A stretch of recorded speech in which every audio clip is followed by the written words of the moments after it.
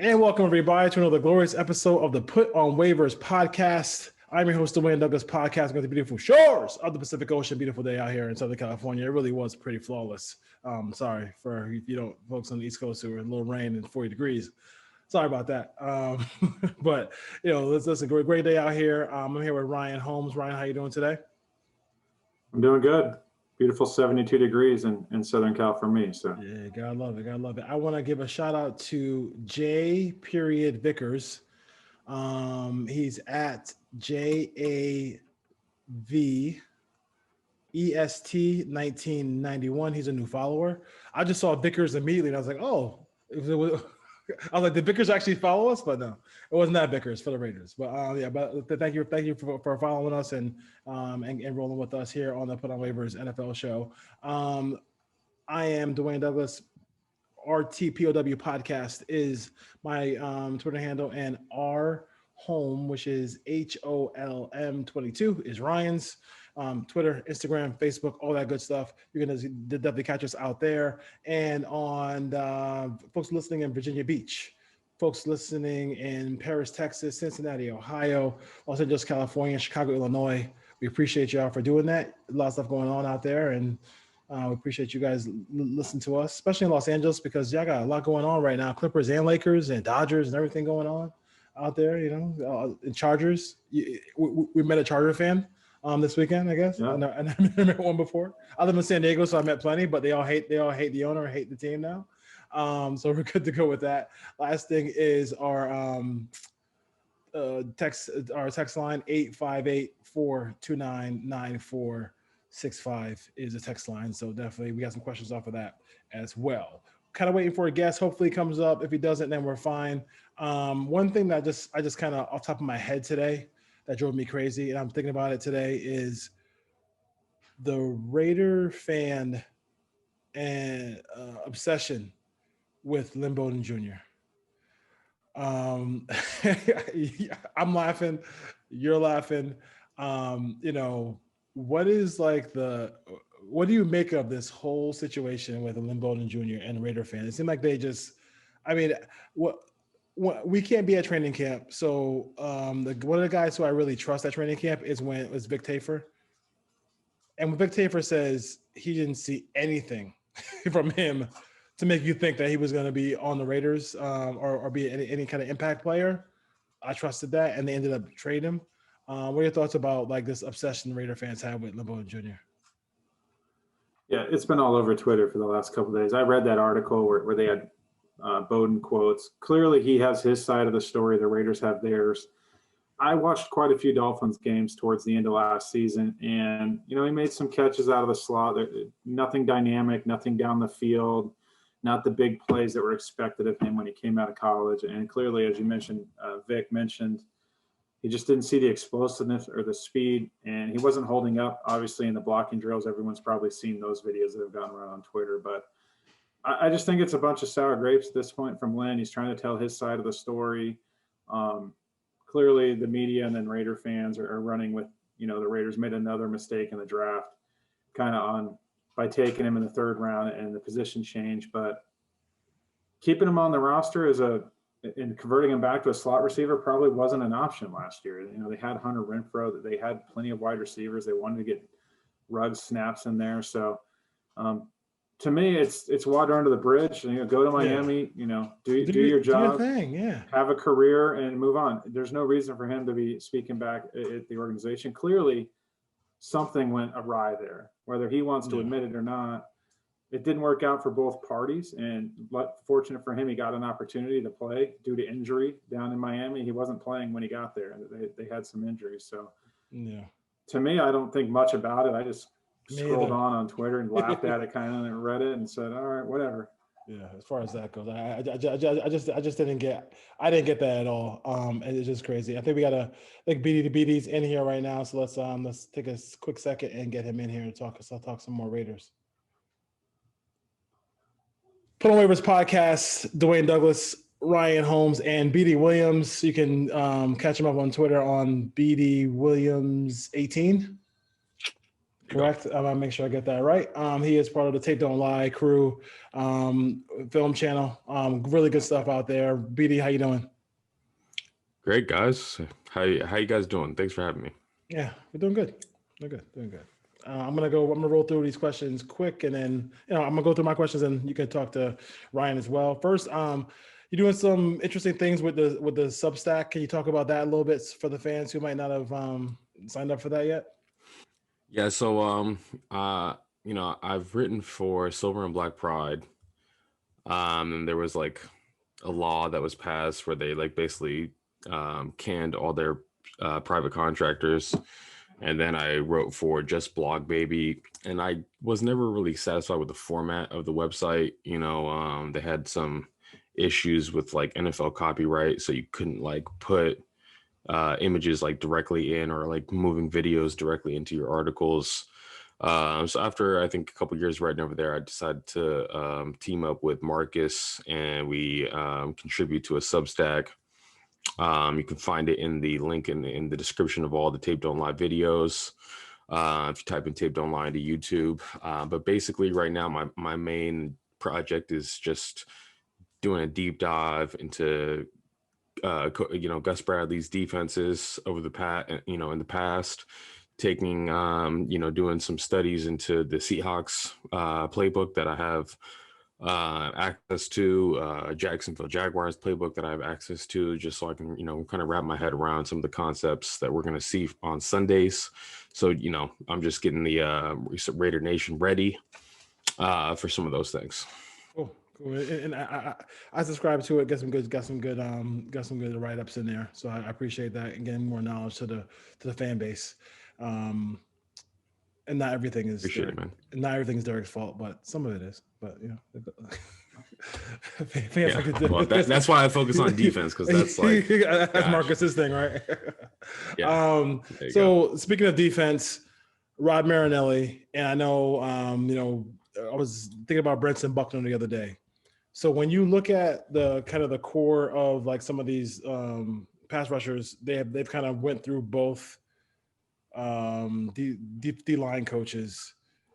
Do you see improvement? Do you see regression between the two as far as like moves? I know you guys did a 4 players or something like that, players who have to improve in 2021, and Cleveland Farrell was there. I mean, have you seen like kind of a something where we can, or Max Crosby, can you see like what you see that they're doing better with one or the other? Do you like one better than the other as far as that goes? I think Brenton Buckner was he was a great defensive line coach for Paul Gunther's team, because Paul Gunther asked his defensive linemen to do a lot. They were, they're supposed to convert their rush or their run defense into a rush. And, him being a veteran, he knew how to explain and coach those things that Paul Gunther was asking. Not saying that Rod Marinelli can't do that. Obviously, he's been around for a long time, but Rod Marinelli has a slightly different philosophy.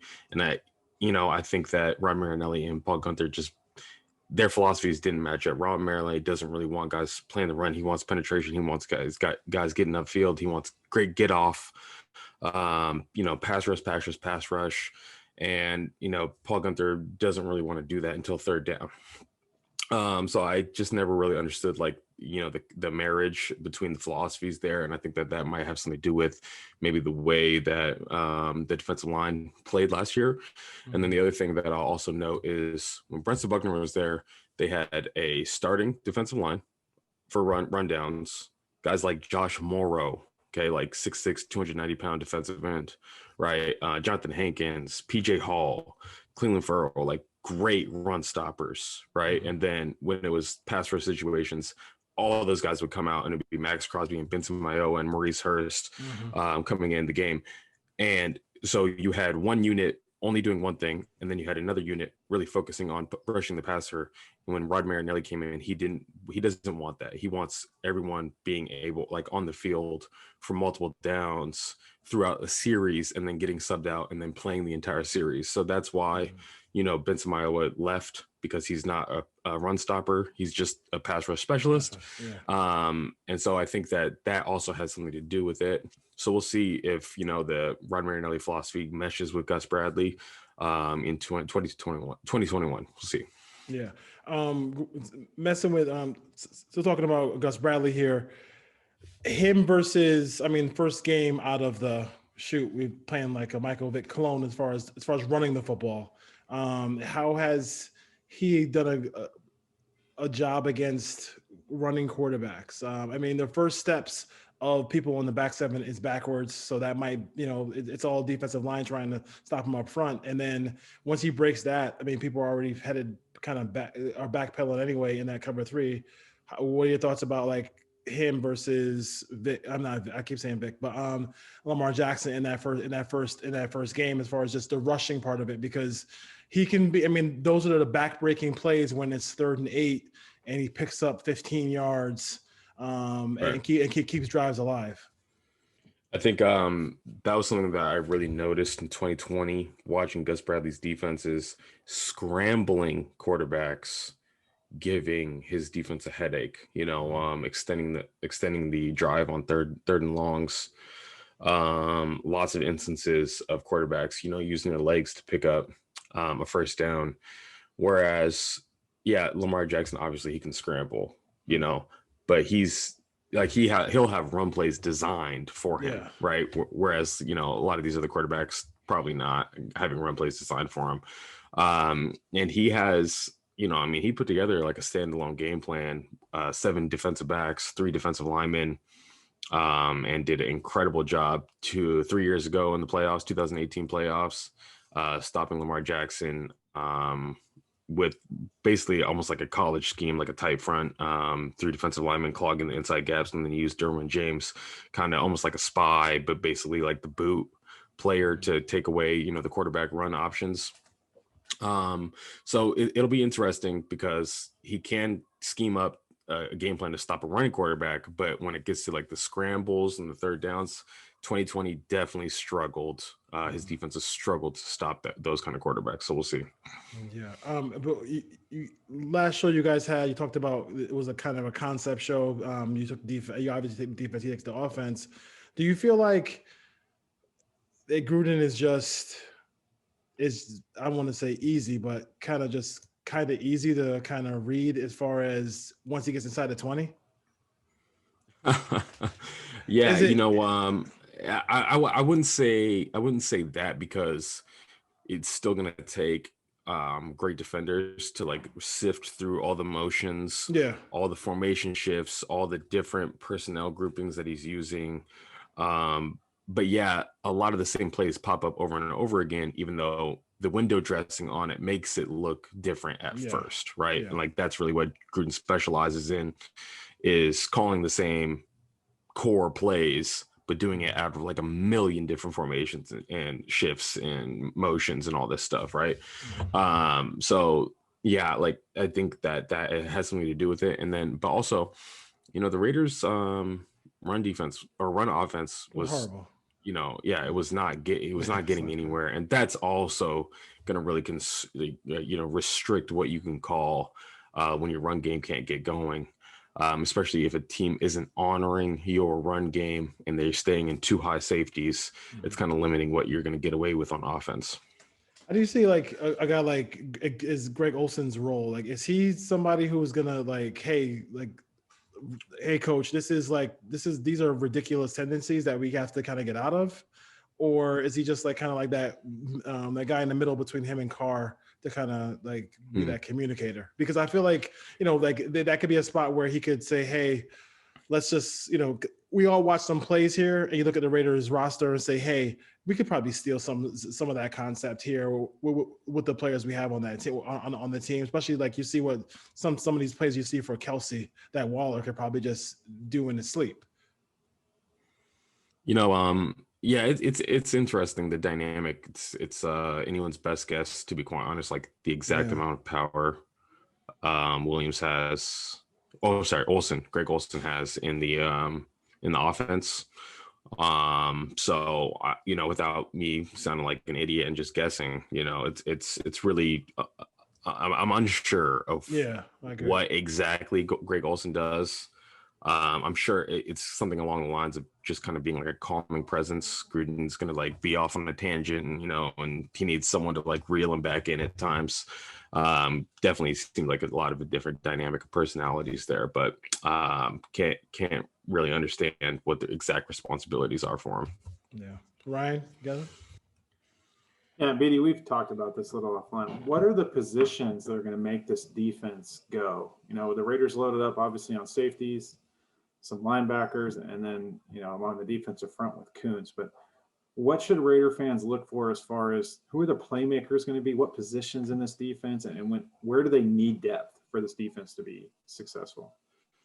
Okay, yeah, great question. So, in the back end, two players had by far the most responsibilities in this scheme are the strong safety and the weak side linebacker for Gus Bradley's scheme.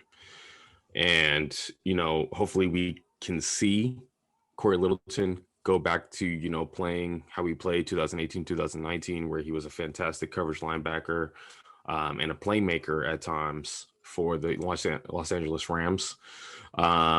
Because the Raiders are going to need it. If you go back and you look at 2020, Gus Bradley, he had a weak side linebacker named Kaiser White, who's a safety convert, and this guy just like almost every single like big play, long touchdown, passes down the seam to the tight end that got completed against this Gus Bradley defense, where this guy Kaiser White, their weak side linebacker in coverage. And I don't think that he's had the entire time that he was in Los Angeles, I don't know if he's had a weak side linebacker of the caliber of what we've seen from Corey Littleton in the past, 2020 not included. But Corey Littleton is going to be a straw that stirs the drink. And then, however good and up to speed John Abram gets, it's going to allow this defense to not just be kind of, predictable. If Jonathan Abram can line up anywhere and really absorb the responsibilities he's going to have in this defense, this defense is going to go as far as Jonathan Abram takes it, I would say. Oh, definitely. And having depth at those key positions at the will linebacker, they loaded up, obviously, Diablo in the draft. They have Littleton, Tanner Muse, Javin White, perhaps. They loaded up on strong safeties. They have Abram, Gillespie can play there. If they needed to, Carl Joseph. So they have depth at both of those two positions that they need. Those are going to be the key guys on the back end of the defense. Yeah. Give Raider fans hope. Why are the linebackers going to be better this year? Because they're probably going to be asked to do not very much in terms of what they were asked to do in the Gunther scheme versus the Bradley scheme. Why can we get excited about Morrow, Littleton, and Kwiatkowski? Okay, so, when Gus Bradley's going to call cover 3 like 65% of the time, and literally the middle linebacker is going to do the same exact thing every single time, right? Like his job isn't going to be too hard to wrap his head around, and when you do something that often, it means you can get good at it, right? You can focus on your technique, you can focus on your keys, you can spend more time in practice working on taking on blocks, defeating blocks, tackling, things like that, and just working on the fundamentals of the game. So I do think that that's going to help out the linebackers, just having a more simplified role, being able to actually, instead of trying to absorb the playbook and learn everything that they need to learn, they can just, be in the film room and shout out when they see formation, alerts that they need to get to, and be students of the game.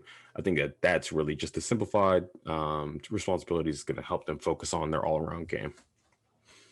Okay.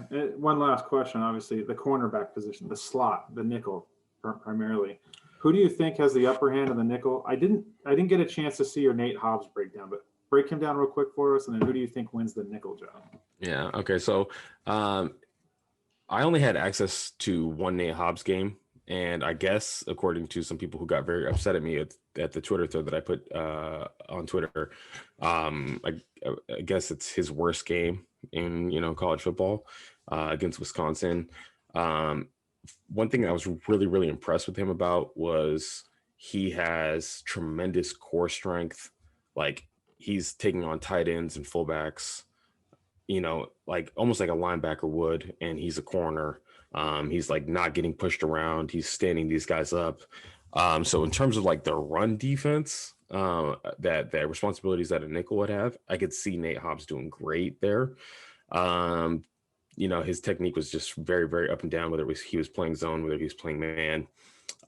So it's all projection there. I'm not really quite sure he'll get a chance to get into the starting lineup, unless there's a bunch of injuries and later on in the season. But yeah, it's really anyone's game right now. It's all going to come down to who's going to do well in camp. If it's Meek Robertson, if it's Damon Arnett, Keyshawn Nixon, one of those guys, I guess is going to get a shot and battle it out in camp. So hopefully it's Damon Arnett. Yeah. Something else just came to mind as well. Amik Robertson. I loved him last year in the draft. I'm jumping up and down that we got him in the 4th round. Gets on the field, doesn't know where he's at, touchdown. Don't even remember. That was a home game. I think Buffalo. First play is on the field, touchdown. Yeah, first play. Yeah. How excited are you to hear that Bradley's going to play him on the outside potentially versus inside?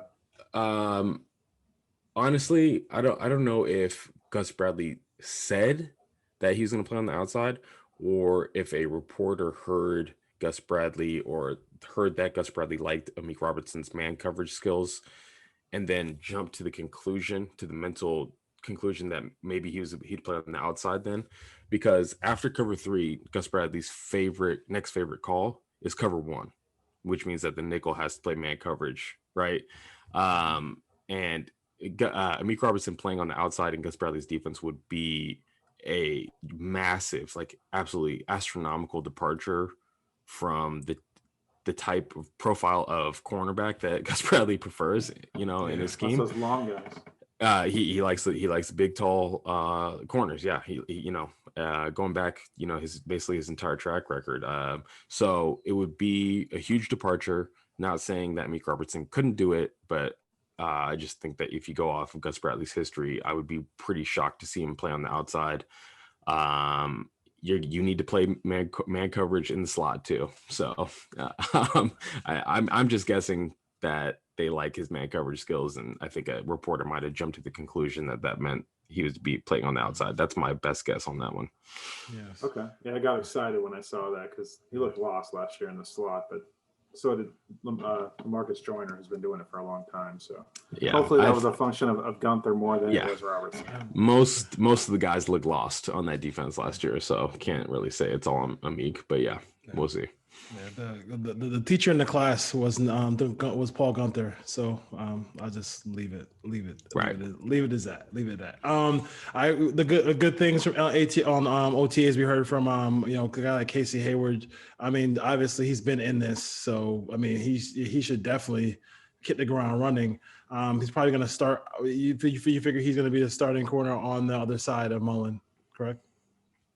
Yeah, Mullen's only ever played on the defensive left side. In his career, Casey Hayward has played a lot on the defensive left side, but he also played on the right side. So I'm guessing that he'll get to start at the right cornerback spot, barring any kind of like huge developments or, maybe an injury.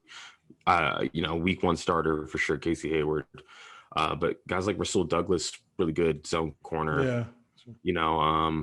Not a great man coverage corner, but in terms of zone, you could do a lot worse than that. So I think that's great depth. And then I think Isaiah Johnson at some point, like this is the perfect scheme for Isaiah Johnson, being able to be aggressive. And hopefully, the track record of Rob Miles and Gus Bradley get something out of him, because if they could develop Isaiah Johnson being the player that maybe, he has potential to be, that would be great for the Raiders. Last question, biggest red zone issue for Gus Bradley. As you look at the film, what's the biggest issue that he has to kind of correct to kind of help this defense? Biggest red zone issue, mobile quarterbacks.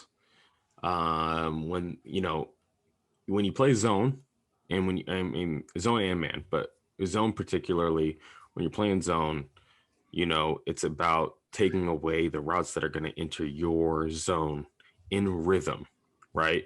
And when a quarterback starts scrambling and holds onto the ball for like 5-6 seconds, these zones just break down. Like it does not work anymore.